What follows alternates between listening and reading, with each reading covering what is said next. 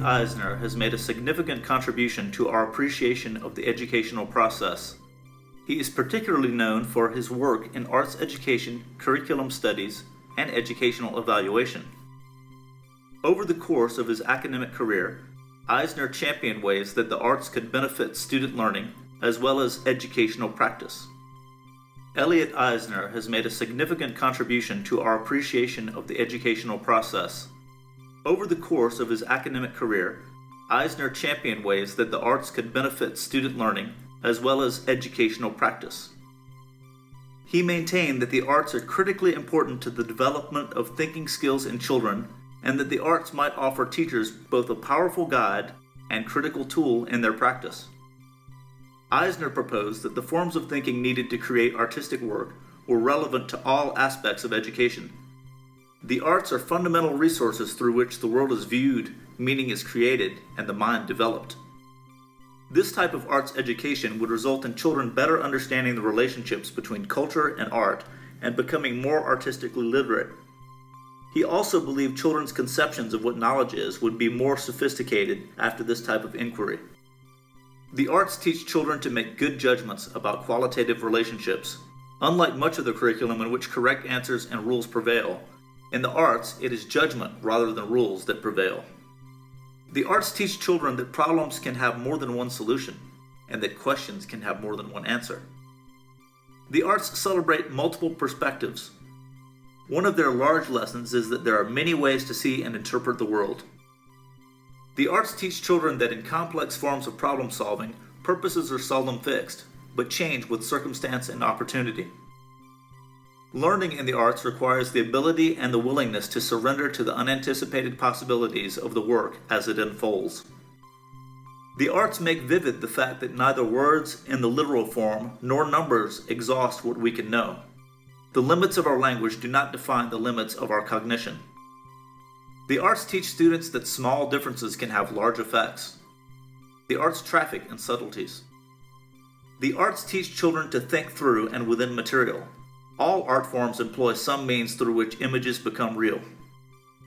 The arts help children learn to say what cannot be said.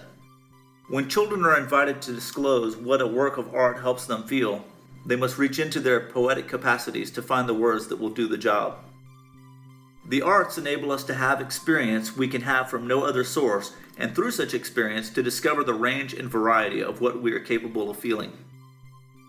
The arts position in the school curriculum symbolizes to the young what adults believe is important. Elliot Eisner's contribution has been both to highlight again the importance of art and artistry in education and research, and to bring some significant insights into the process of remaking and recreation that is education.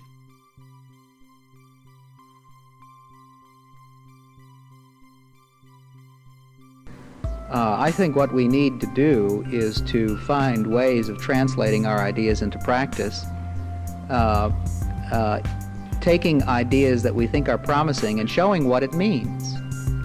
If we talk about, for example, the notion that teaching really is an artistic activity in large measure, then we need to develop ways of cultivating the arts of teaching in teacher education programs. We need perhaps to make films of teaching. We may need to use people like coaches. We may need to rethink about the way in which teachers are prepared.